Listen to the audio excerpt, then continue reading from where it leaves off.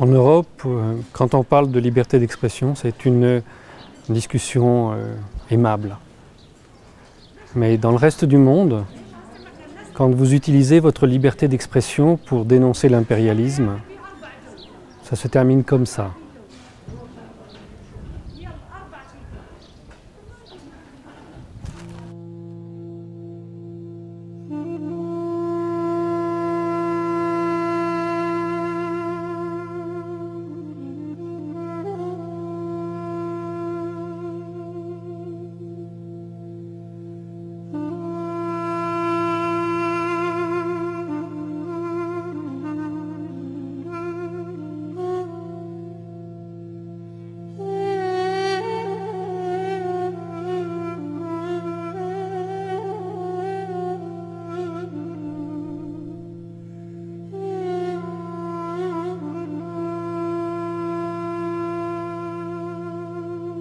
Donc ils ont pris nos collègues qui étaient là-bas, 3 présentateurs de la chaîne.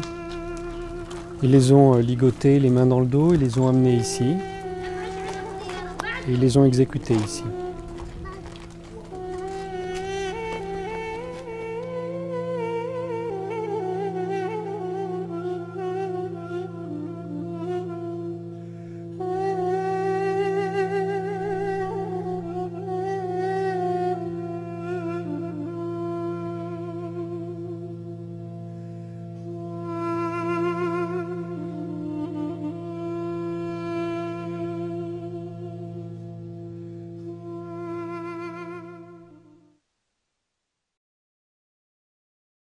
Dans la guerre médiatique qui se déroule autour de la Syrie, vous vous demandez probablement qui dit la vérité.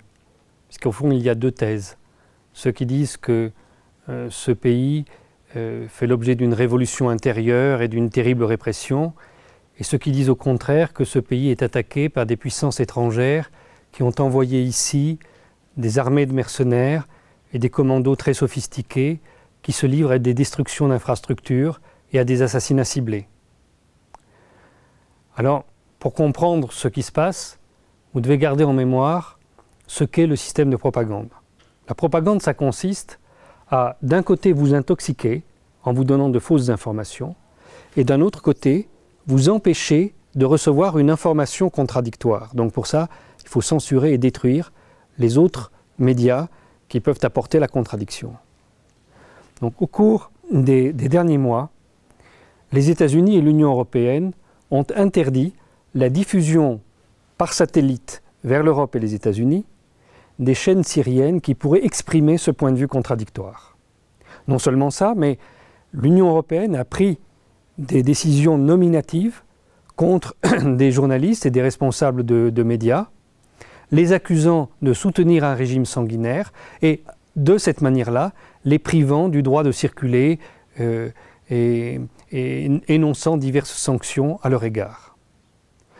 Alors il était prévu de couper les chaînes satellitaires syriennes, de les retirer des canaux satellitaires de Nilsat et d'Arabsat à la demande de la Ligue arabe, et de leur substituer de nouvelles émissions qui auraient été créées par d'autres chaînes, fabriquées par la CIA ou par le Pentagone. Il y en a déjà toute une série qui existe à destination de la Syrie sur des satellites, mais ils pouvaient aussi usurper les logos des chaînes actuelles, et donc les spectateurs en Syrie auraient vu soudain d'autres images quand ils auraient allumé leur télévision.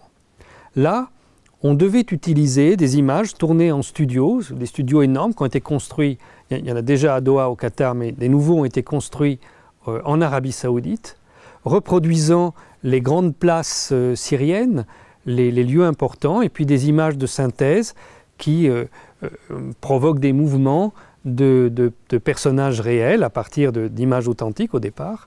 Donc on aurait pu voir l'État abdiqué et des manifestations populaires entièrement fictives apparaître à la télévision. Donc l'idée c'était de donner le sentiment que tout était déjà perdu. Et puis il y a eu une mobilisation considérable pour empêcher ça. D'abord, des centaines de sites internet se sont mobilisés. Différents gouvernements se sont manifestés, à commencer par la Russie, qui a adressé une lettre de convocation aux différents partenaires pour le groupe de contact qu'elle est en train de créer autour de la question syrienne, et mettant à l'ordre du jour, point numéro 1, l'arrêt immédiat de la guerre médiatique contre la Syrie. Et puis il y a eu une lettre du gouvernement syrien au Conseil de sécurité expliquant le complot qui était organisé par l'OTAN avec la participation de la Ligue arabe et de certains États particuliers comme la France, la Grande-Bretagne, les États-Unis, l'Arabie saoudite et le Qatar.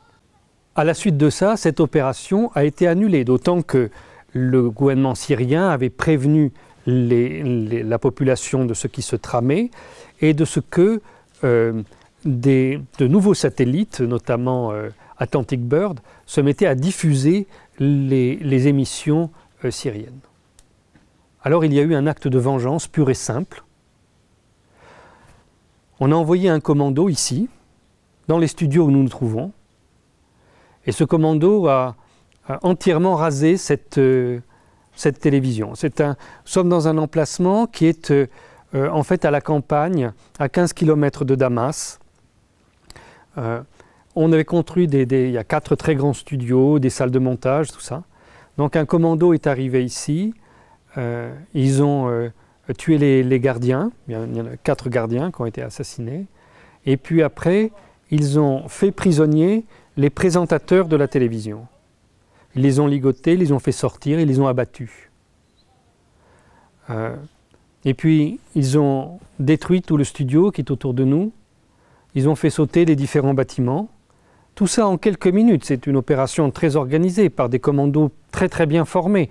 Ça n'a rien à voir avec la population syrienne. Ici, il n'y a pas de révolution. Il y a une attaque extérieure et simplement la manière dont ça s'est passé déjà le montre. Alors on doit se souvenir d'une chose. Qui défend la liberté d'expression dans le monde et qui l'attaque?